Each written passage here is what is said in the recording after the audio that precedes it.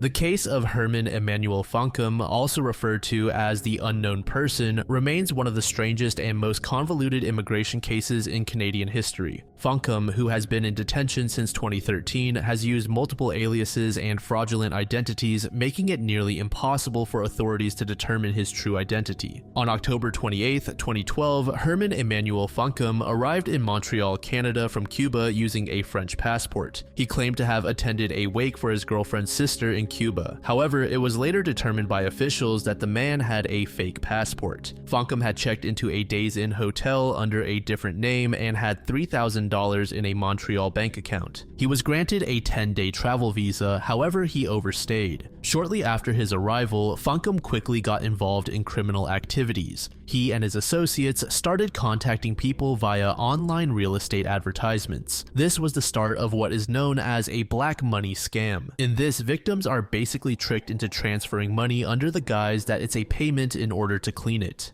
On April 9, 2013, Funkum's criminal activities were discovered by authorities, leading to his arrest by the Toronto Police Service. He was implicated in defrauding a local property manager out of $450,000. The scam involved convincing the victim that they had a large sum of stained money from South Africa, which required a special chemical to clean. Funkum and his team fled with the money, but he was later apprehended. Upon his arrest, he was found to be using the alias Herman Emanuel Funkum and claimed to be a French national. Funkum was charged with 2 counts of fraud and 1 count of personation. These charges were later suspended, and he was transferred to the Central East Correctional Center by the Canada Border Services Agency for deportation proceedings. Funkum maintained that he was a French national and insisted on facing trial for the fraud charges to clear his name. During his initial immigration hearing, he claimed to live in England and repeatedly requested diplomatic assistance from France. However, when French diplomats arrived, he refused to meet with them, which just made the entire situation all the more confusing. Throughout his detention, Funkum was very uncooperative. He refused to provide fingerprints or photographs, and he declined to attend over 50 detention review hearings over 4.5 years. During these hearings, which are mandatory to determine if a person can be safely released, Funkum often displayed disruptive behavior.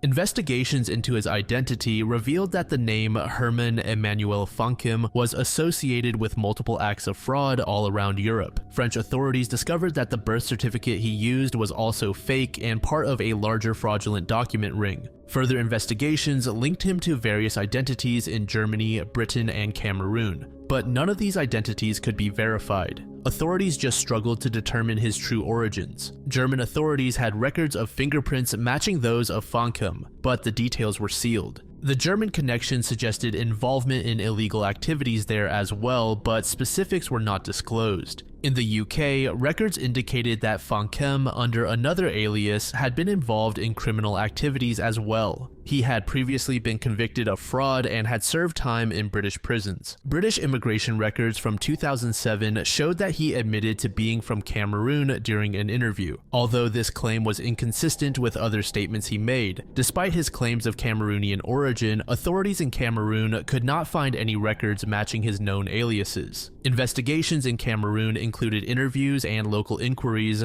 but they yielded no concrete evidence linking him to anyone in the country. But while the man's true identity is still unknown, most investigators seem to believe that he really is from Cameroon. Funkum speaks French fluently, often with an accent suggesting Central African origins. His proficiency in French along with his knowledge of Cameroonian culture makes this a possibility. In June 2020, a mental health assessment concluded that Funkum did not suffer from major mental illnesses, but likely had paranoid personality disorder and delusional disorder. In 2018, the Immigration and Refugee Board unexpectedly ordered Funkum's release. However, this decision was overturned by the Federal Court of Canada.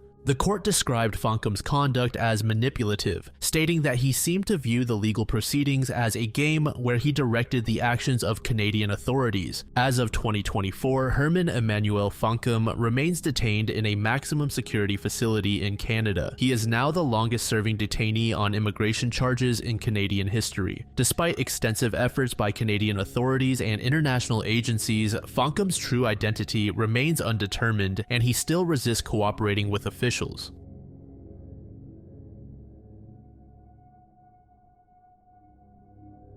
the evening of October 12, 1978, the quiet community of Palm Springs, California became the site of a horrifying crime. The brutal murders of Edward Friendly, aka Ed, his wife Sophia Friendly, and their maid Frances Williams shocked the nation and remains unsolved to this day. The following morning on October 13, 1978, the Friendly residence was eerily quiet. The family's pool maintenance worker arrived to clean the pool, but noticed something strange through the kitchen window. He saw what appeared to be a body lying in a pool of blood. Alarmed, he immediately contacted the police, and authorities were not prepared for what was waiting behind the door. Inside, the bodies of the Friendlies and their maid were found in different locations. All of them were taken out by a firearm. Sophia Friendly was discovered first, lying in the hallway, suggesting she was trying to flee. Frances Williams, the maid, was found in the kitchen. Ed Friendly was found slumped in a chair in his office where the television was still on. Unlike the previous two victims, who each had one wound, Ed had 2 wounds from the firearm. The immediate investigation focused on the relationship within the Friendly household and potential motives for the murders. Despite the disarray, which included scattered papers and turned out pockets, robbery was quickly ruled out. No valuables were missing, and $400 in cash was left untouched. This suggested a personal vendetta rather than a random act of violence. Sophia Friendly's background provided several interesting leads. She had previously been married to a man named Curtis Wood Hutton. He was a relative of the wealthy Hutton family known for their fortunes in banking and the retail industry. There were ongoing familial tensions, particularly involving inheritance and trust funds. Sophia's children from her first marriage had a contentious relationship with her, exacerbated by financial disputes and a lawsuit over the family estate.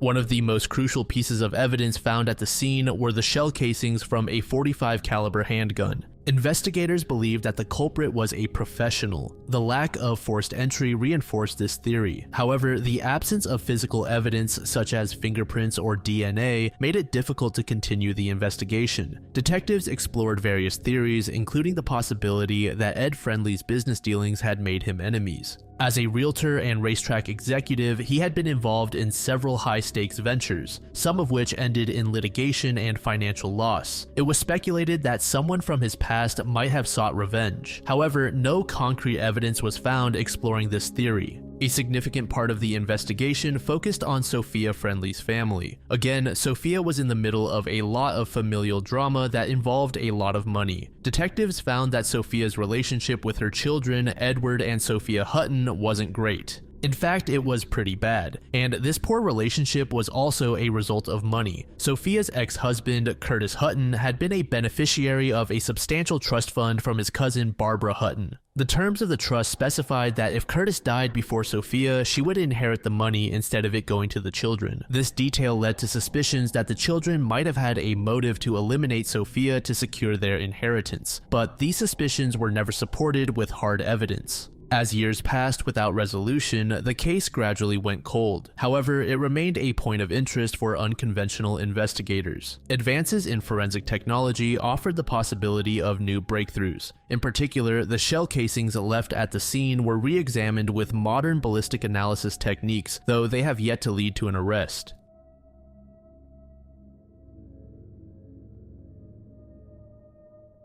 The "Have you been having strange dreams" mystery is commonly believed to have started around 2020, but it can actually be traced back to around 2015. This mystery starts with these eerie flyers asking people if they've been having strange dreams. There would also be a phone number requesting that you share the details of your dream. This whole thing has evolved into a global intrigue, combining a bunch of different elements, including urban legends and psychological phenomena. Again, the first known instance of the "Have you been having strange dreams" flyers can be traced back to 2015, specificically to the Willamette Valley Dream Survey in Portland, Oregon. The flyers appeared on telephone poles, community boards, and other public spaces. The anonymity and simplicity of the flyers piqued the interest of many onlookers, prompting them to investigate. What started in Portland quickly gained momentum and spread to other cities in the US. At first, the spread was pretty organic and concentrated, but paired with social media, these flyers eventually popped up in other countries as well.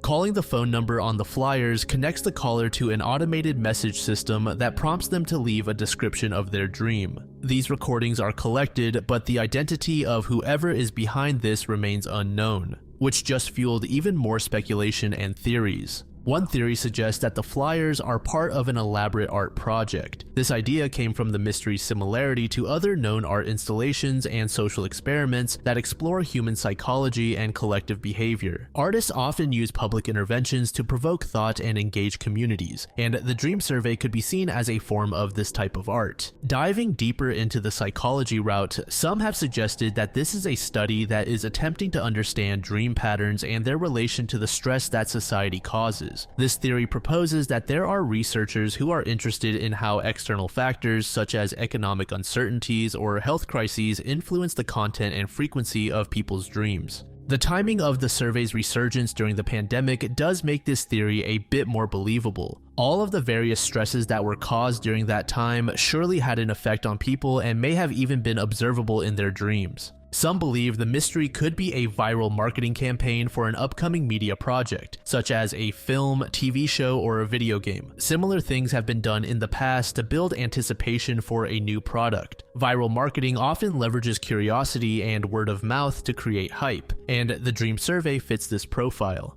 The "have you been having strange dreams" phenomenon is often compared to other internet-driven urban legends, such as the This Man mystery. This Man involves a flyer campaign asking if people have seen a particular face in their dreams, and thousands of people around the world have come forward claiming to have seen him. Both mysteries use similar methods: anonymous flyers and a phone number or website for people to share their experiences. The This Man mystery, which started gaining attention in the mid to late 2000s, involves an image of a man supposedly seen in dreams by people all over the world. The phenomenon was later revealed to be a hoax and a piece of guerrilla marketing by an Italian marketer and sociologist named Andrea Natella. The "have you been having strange dreams" mystery remains unsolved, with its true purpose and origins hidden in secrecy. Whether it is an art project, psychological study, viral marketing stunt, or something else entirely, the mystery has prompted widespread speculation and discussion.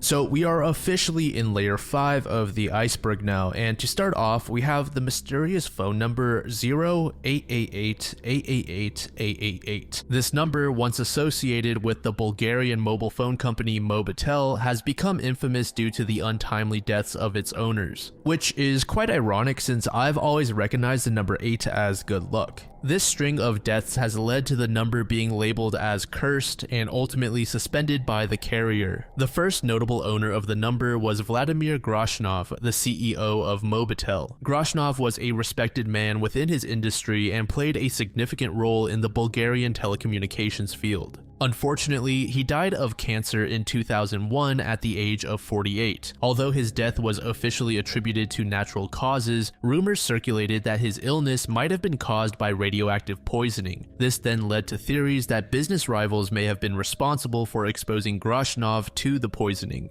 After Groshnov's death, the number was reassigned to Konstantin Dimitrov, a notorious Bulgarian mafia boss. Dimitrov, also known as Samokovetsa, was deeply involved in illegal substance trafficking. In 2003, he was assassinated in the Netherlands. While dining with his girlfriend, Dimitrov was gunned down by a Russian hitman allegedly due to conflicts over his empire. He was only 31 at the time of his death. The phone number's next and final known owner was Konstantin Dishlyev, a real estate agent who was also involved in the same illegal business as Dimitrov. Dishlyev was running a substantial coke smuggling operation valued at £130 million.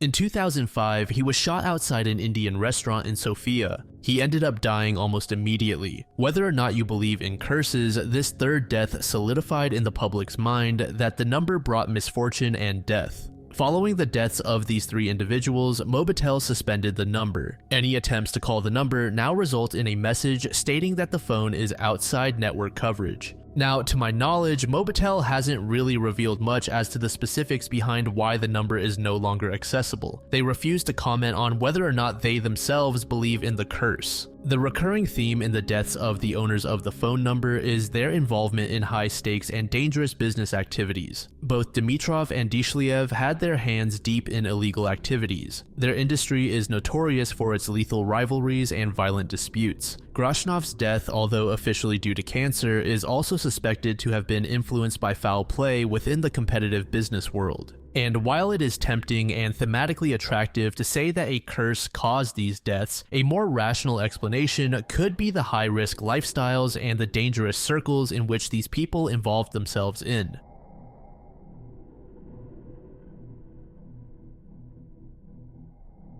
Daniel Morgan, a private investigator, was brutally murdered on the night of March 10, 1987. His body was discovered in the car park of the Golden Lion pub in Sydenham, London, with an axe in his head. Morgan, who was 37 years old at the time, left behind a wife and 2 children. As you would expect from that graphic detail I just provided, the crime scene was pretty gruesome, and because of that, the case quickly attracted widespread media attention. The initial investigation was marred by significant procedural errors and alleged corruption. Key aspects of the crime scene were also mishandled. The crime scene was not properly secured. Critical forensic evidence was either overlooked or not properly attended to, significantly delaying the investigation. Additionally, basic investigative steps such as verifying alibis and securing witness statements were neglected. This negligence is what fueled rumors of internal corruption and collusion. From the early days of the investigation, allegations of police corruption began to surface. Daniel Morgan had reportedly been investigating claims of police corruption and was possibly on the verge of exposing illicit activities involving his business partner Jonathan Rees and others. These circumstances led to the public believing that Morgan's murder was a calculated move to silence him. Over the years, the case saw several investigations and attempts at prosecution, all of which failed. In response to growing concerns about corruption, the Hampshire Constabulary was brought in to reinvestigate the case. However, their efforts were compromised by the involvement of senior Met officers. This just further intensified the accusations of a cover-up. In 2009, Jonathan Rees, along with Glenn and Gary Vian, was charged with Morgan's murder. However, the trial fell apart in 2011 due to a series of prosecutorial missteps, including the non-disclosure of crucial documents and the unreliability of key witnesses. In 2013, an independent panel was established to investigate the circumstances surrounding Morgan's murder and the subsequent handling of the case. The panel's final report, published in June 2021, delivered a glaring indictment of the Met's conduct. The report accused the Met of institutional corruption, highlighting how the force prioritized its reputation over the pursuit of justice. It noted a consistent pattern of obfuscation and denial of investigative failures, which had significantly hampered the case. In 2023, the Met issued an official apology to Morgan's family and agreed to a significant compensation settlement. The family received a €2 million payout, and Met Police Commissioner Sir Mark Rowley publicly apologized for not being able to bring justice to Morgan's case.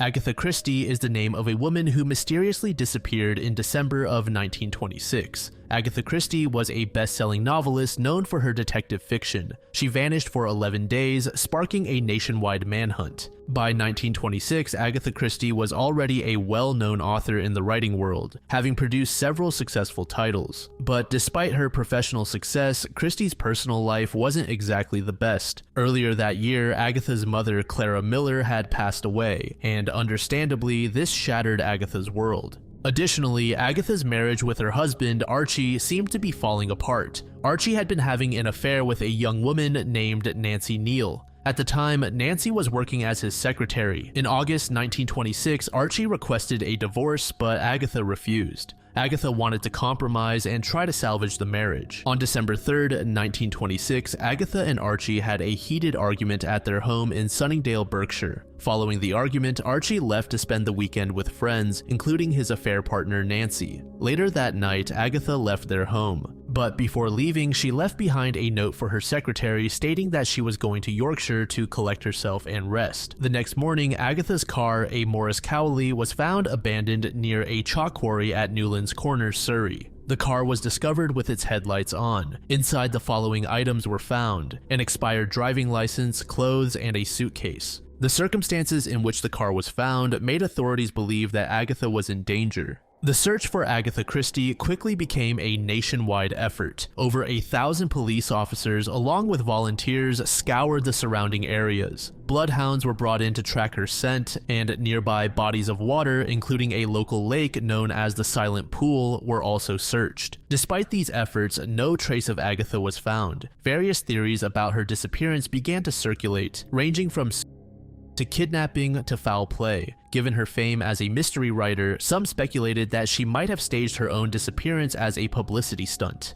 On December 14, 1926, a significant breakthrough occurred. An employee at the Swan Hydropathic Hotel in Harrogate, Yorkshire, reported to the police that a guest resembling Agatha Christie had checked in under the name Teresa Neal, claiming to be from South Africa. And if you recall, the woman Archie was having an affair with had the last name Neal. When the police arrived at the hotel with Archie, they found Agatha calmly reading a newspaper in the dining room. Despite her name being plastered on the front pages, she appeared oblivious to the attention surrounding her disappearance. Archie approached Agatha, but she seemed to not recognize him. In fact, she seemed shocked and scared at what was happening to her at that moment. Agatha was taken back to her home, where investigators started asking her some questions. She claimed to have no memory of the past 11 days. It was later suggested that this may have been because Agatha was in a fugue state, which is a rare form of amnesia triggered by severe emotional stress or trauma.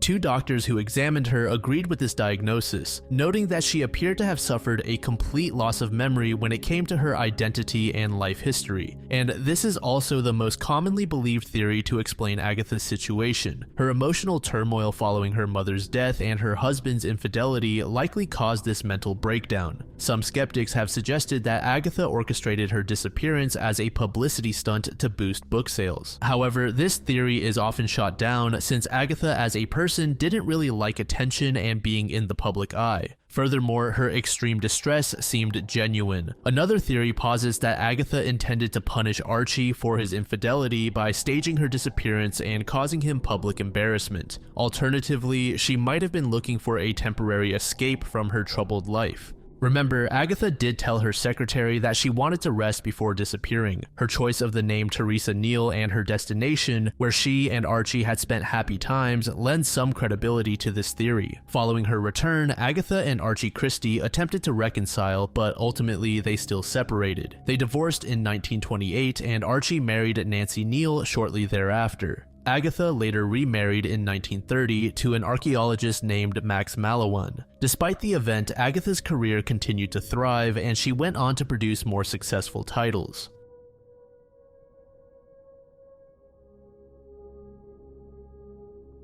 Ben Nevis, the highest peak in the British Isles, stands at 1,344 meters or 4,409 feet above sea level. Located in Scotland, this mountain is frequented by hikers, climbers, and nature enthusiasts. However, Ben Nevis is also known for a more eerie reason other than its beauty. According to numerous climbers and hikers, they can hear screams from the top of the mountains. Reports of the screams have been observed for years. The most notable incident involving the mysterious screams occurred on February 12, 2015. Several climbers reported hearing a blood-curdling scream while on the mountain. This led to a search operation by the Lochaber Mountain Rescue Team, who scoured the area for any signs of distress or an accident, but found nothing unusual. The climbers were left puzzled, and what caused the scream went unexplained. One of the most plausible explanations for the screams is the natural interaction between the wind and the mountain's terrain. The rocky outcrops and deep gullies of Ben Nevis can create unique acoustic effects, causing the wind to produce sounds that might resemble human screams. This phenomenon is not unique to Ben Nevis and has been observed in other mountainous regions around the world. Another natural explanation suggests animal sounds. For instance, the mating calls of foxes or the cries of deer can sound eerily similar to human screams. These sounds can travel long distances and become distorted by the wind, creating an illusion of a scream. The idea of supernatural involvement is primarily fueled by local folklore. The banshee is a female spirit whose wail is said to foretell death. This figure is prevalent in both Irish and Scottish mythology. The banshee is known for her mournful scream, which traditionally signifies an impending death in the family. Some locals and climbers believe that the screams might be linked to the spirits of those who have died on the mountain. Ben Nevis has claimed numerous lives over the years, and some use the victim's spirits to explain the screams. However, others suggest that the screams may just be an example of mass hysteria. When one person reports hearing a scream, others might become more attuned to sounds that they would normally dismiss, leading to a collective experience of screams.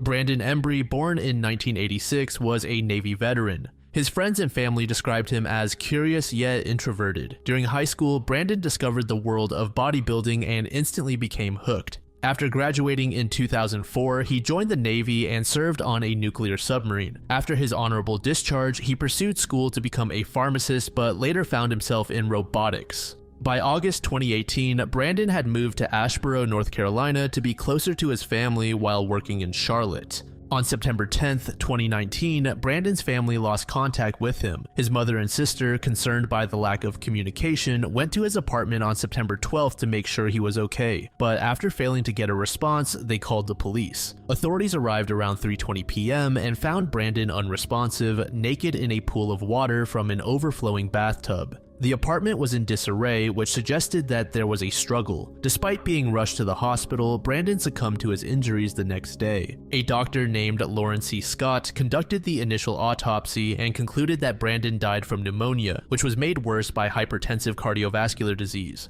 The report pointed out multiple injuries, including bruises and lacerations, but categorized them as superficial and likely self-inflicted during a state of psychosis. Dr. Scott did state that this conclusion was based partly on the condition of the apartment, which appeared ransacked, and the lack of forced entry. Brandon's family vehemently disagreed with the autopsy findings. They argued that the injuries were caused by someone else. They pointed out that Brandon had no history of psychosis and had consistently passed substance tests required for his job. Additionally, the crime scene showed blood evidence and significant damage to the apartment's interior. They suspected foul play and criticized investigators for overlooking key evidence. While he may not have had a history of psychosis, Brandon did have a history of other health issues, including low testosterone, which he had hormone shots for. Brandon also suffered from sleep apnea and had a CPAP machine. Then earlier in 2019, Brandon had experienced several serious health scares, including acute respiratory distress and kidney failure, which required hospitalization. However, despite these health scares, Brandon was generally considered robust and healthy. The investigation faced significant criticism for its handling of forensic evidence and procedural conduct. Dr. Scott did not visit the crime scene, but instead only received details in writing. This absence is often cited as the reason for Dr. Scott coming to his conclusion for the injuries. Furthermore, the police quickly closed the case, declaring it an accidental death without thoroughly investigating alternative possibilities.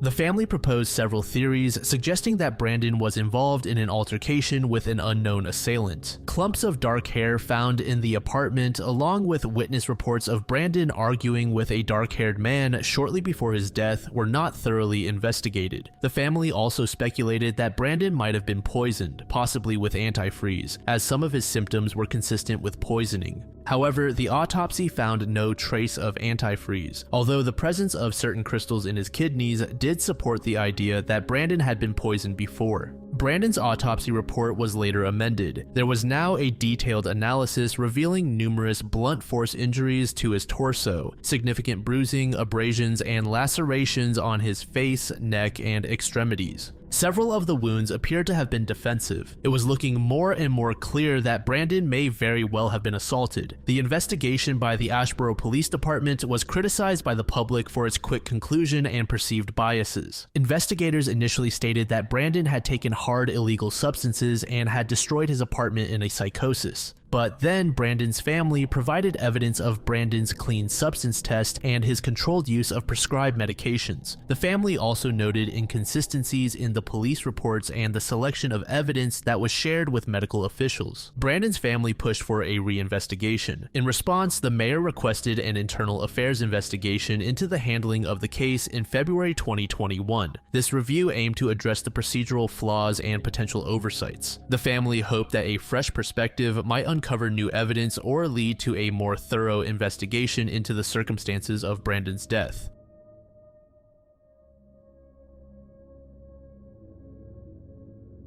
Coral Castle, located in Homestead, Florida, is one of the more interesting structures in the world. Built by Edward Leeds Cullinan, a Latvian immigrant, this structure has fascinated engineers, historians, and tourists for decades. The intrigue surrounding Coral Castle lies in its construction. Leeds Cullinan claimed to have built it alone, using only rudimentary tools. Edward Leeds Cullinan was born on January 12, 1887 in Latvia. Little is known about his early life, but it is believed that he immigrated to the United States in the early 1920s. After being dumped by his fiancée, Agnes Scuffs, just before their wedding, Leeds Cullinan dedicated his life to creating Coral Castle, which he often referred to as Rockgate Park. Again, the most puzzling aspect of Coral Castle is its construction. Leeds Cullinan worked alone, mostly at night, to carve and position over 1,100 tons of coral rock. Some of the stones weighed up to 30 tons, yet Leeds Cullinan managed to move and position them with incredible precision. Despite extensive research, the exact methods he used remain unknown. Leeds Cullinan did hint at using basic concepts of physics. He even said once that he used the same secrets that allowed for the pyramids to be constructed.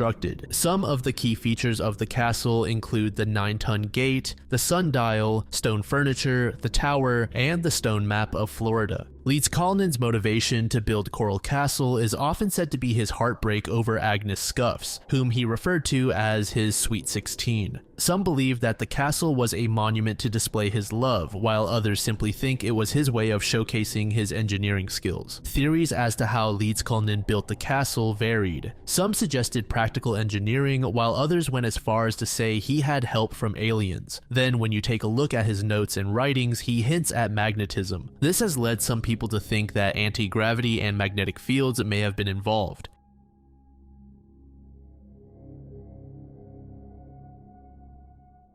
The black demon shark is a creature rumored to be lurking in the depths of the Gulf of California. Known for its immense size and scary appearance, this cryptid has spurred numerous eyewitness accounts and numerous theories attempting to explain its existence. The black demon shark is described as an enormous black-colored shark, measuring up to 60 feet or 18 meters in length. This shark is said to exhibit aggressive behavior, often attacking boats. The first notable reports of the black demon shark were made in the early 2000s. Fishermen and sailors in the Gulf of California shared encounters with a gigantic, menacing shark larger than any known species. The most plausible explanation for the black demon shark sightings is, of course, misidentification. Experts suggest that known large shark species, such as the whale shark or the great white shark, could be mistaken for this cryptid. Environmental factors like lighting conditions, water clarity, and the natural fear of the unknown may contribute to an exaggerated description of the animal. A more sensationalized theory suggests that the black demon shark could be a surviving megalodon, which is a prehistoric shark believed to have gone extinct around 2.6 million years ago. This theory, while fun, lacks any evidence and is largely dismissed by the scientific community.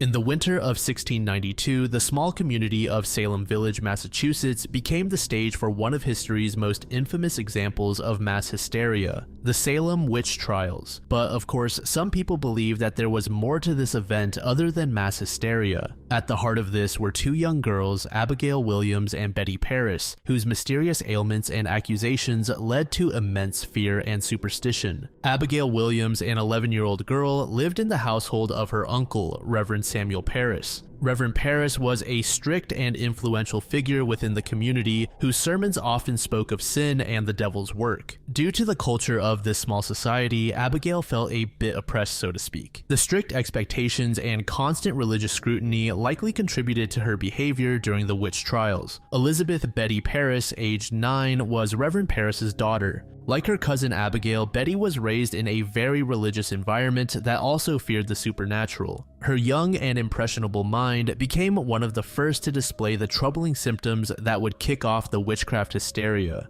This is often said to have been Betty looking for an outlet in such a repressive community. In January of 1692, Abigail and Betty began exhibiting bizarre and disturbing behaviors that baffled everyone. They screamed uncontrollably, contorted their bodies, and hurled objects across the room. They claimed to have this prickly feeling on their skin and complained of biting sensations all over their bodies. These symptoms led the local physician, Dr. William Griggs, to a conclusion that most today would find comical. The girls were bewitched. Under intense pressure to identify the source of their torment, Abigail and Betty named 3 women as being responsible: Tituba, Sarah Good, and Sarah Osborne. Tituba was a slave in the Paris household. Her cultural background and storytelling about folk magic made her a convenient target. Under duress, she actually confessed to practicing witchcraft and implicated others, claiming that she and other women were in contact with the devil. Sarah Good was a woman who was said to have a short temper and appeared disheveled, which also made her a believable target at the time. As for Sarah Osborne, she was getting old, and due to her declining health, she stopped attending church regularly. This led some members of the community to believe that she had new beliefs. These initial accusations set off a chain reaction, with more girls and young women in Salem and neighboring communities exhibiting similar symptoms and naming supposed witches.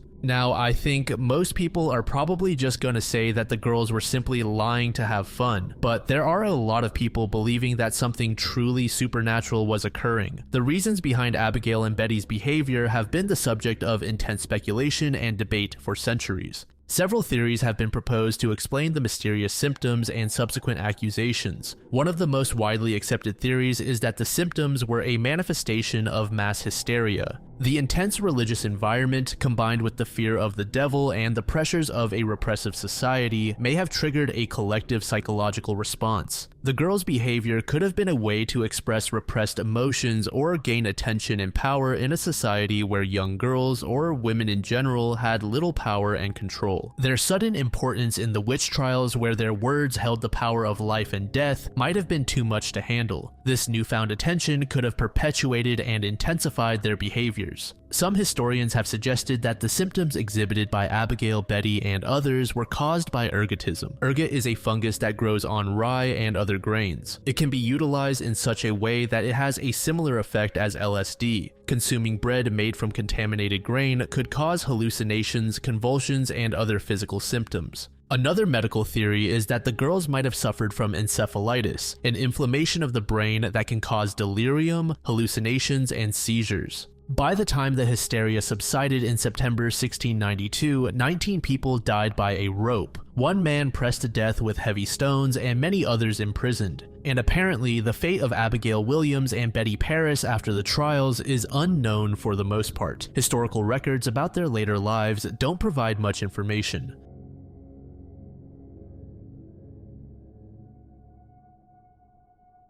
The legend of the dungavenhooter is rooted in the early 20th century, where it was shared amongst workers in the lumber industry. Like many folklore creatures, the dungavenhooter served as a cautionary tale. It was a way to explain the unexplainable. The monster with 21 faces was the moniker given to a group that blackmailed several Japanese companies during the mid-1980s. One of these companies is Izaki Glico, which was an international food company in Osaka, who produced various products including famous candies such as Pocky. The story begins in the middle of March 1984 with the president of Izaki Glico, Katsuhisa Izaki, resting at home. Izaki decided that he wanted to take a bath before going to bed. Just next door was Izaki's mother, who lived by herself. Right as she was preparing to head to bed, 2 unidentified men in ski masks broke into her home at 9 p.m. brandishing guns. Fearing for her life, Izaki's mother listened to all of their requests. She was tied up and left in a location where the 2 men knew she couldn't escape. Izaki's mother suspected that the men just wanted money, but no. Instead, they had no intentions to harm the woman or take her money. All they wanted was a key to the house next door, her son's house, where he lived with his wife and 3 kids. Using the key, the men burst into the home and tied up Izaki's wife and daughter before scouring the home in search of Izaki himself. As for the other two children, they were fast asleep and the two men did not bother subduing them. Izaki was found in the bathroom and he immediately tried to fight the men off, but he quickly calmed down after being told that his family wouldn't be harmed as long as he listened to them. They led Izaki outside and into a vehicle nearby where they raced off into the night. The next day, a ransom note was found in a phone booth near the Izaki household that demanded a payment of 1 billion yen or over 6.5 million US dollars today. Additionally, the abductors demanded over $1 million USD worth of gold bullion. Then, just a few days after Izaki's abduction, Izaki found his way back to his home. He was able to escape from a warehouse in the Osaka city of Ibaraki, where Izaki claimed he was being held. Police questioned Izaki, but he didn't really have much information to provide. He was able to lead authorities back to where he came from, and after searching the warehouse, there weren't any clues leading to the identity of the culprits. Izaki informed police that a cover was placed over his head for the majority of the time and that the kidnappers told him his 8-year-old daughter was with them, which was a lie. Over the course of hours, Izaki was able to loosen the rope bindings around his wrists and ultimately break free. Furthermore, he said that he believed the culprits were only using toy guns. After his escape, the mysterious group made their next move on April 10, 1984. The group set fire to a number of vehicles in the Izaki Glico Company parking lot, which was later followed by a second fire. And less than a week after that first fire, the group sent a package with a container of hydrochloric acid to the company. Inside that same package was a letter which said, "To the stupid police, are you idiots? If you are pros, you would catch us. Because you guys have such a high handicap, we're gonna give you some hints." The letter then stated the color of the vehicle that carried away Izaki. It was gray. They also said that they shopped at a well-known supermarket franchise near the area before threatening to kidnap the head of police. This was the first time the group acknowledged themselves as the Monster with 21 Faces. After sending out this letter, the group known as the Monster with 21 Faces began threatening several other companies with similar letters. Not only that, they stated that they had laced several Glico products with potassium cyanide. The food company was forced to recall all of its products, which totaled to well over $20 million. The group continued issuing letters to the companies and police, one of which said, "Dear dumb police officers, don't tell a lie. All crimes begin with a lie, as we say in Japan. Don't you know that? You thought you could fool us, dressed in your nice businessmen's blue suits, acting like salarymen, but those shifty eyes gave you away." Another letter, also addressed to the police, read, "Why don't you keep it to yourself? You seem to be at a loss. So why not let us help you? We'll give you a clue. We entered the factory by the front gate. The typewriter we use is Panwriter. The plastic container used was a piece of street garbage." This was referencing the package containing the acid. There was one moment where authorities believed that they had identified one of the members of the group. A camera had captured a man wearing a Yomiuri Giants baseball hat in a convenience store. He was seen stocking shelves with Glico candy, but after releasing this footage to the public and urging people to come forward with info, the man was never identified. In a shocking turn of events, the Monster with 21 Faces seemed to have called off their attacks. On June 26, 1984, a new letter was received by the press which was addressed to "our fans throughout Japan." The letter said, "The president of Glico has already gone around with his head hanging down long enough. We would like to forgive him. Japan has gotten terribly hot and humid, so when our work is done, we want to go to Europe, Geneva, Paris, London. We'll be in one of those places. Let's bring Pocky, the traveler's friend. Delicious Glico products, we're eating them too.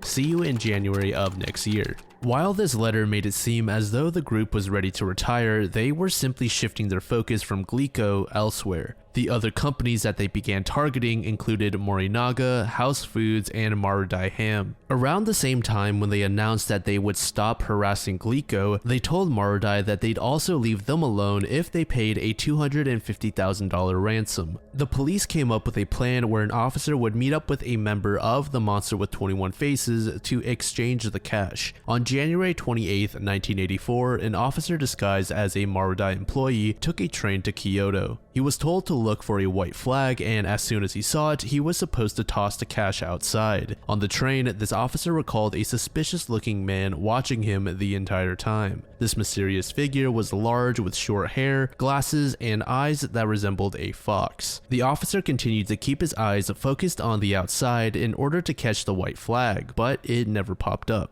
When the train reached Kyoto, the officer got off and took the next train back to Osaka. The fox-eyed man did the same. On the way back to Osaka, the officer informed his peers that there was a man tailing him and to keep track of him when they got off at Osaka. But when they got there, the fox-eyed man was lost. They couldn't identify him, but at the very least, police now had someone that they could call their primary suspect. The group continued to harass various companies, and one botched operation led to the firing of Shoji Yamamoto, who was a 59-year-old police superintendent in the Shiga prefecture. He felt immense shame due to this, so on August 7th, 1985, he lit himself on fire, ultimately ending his own life.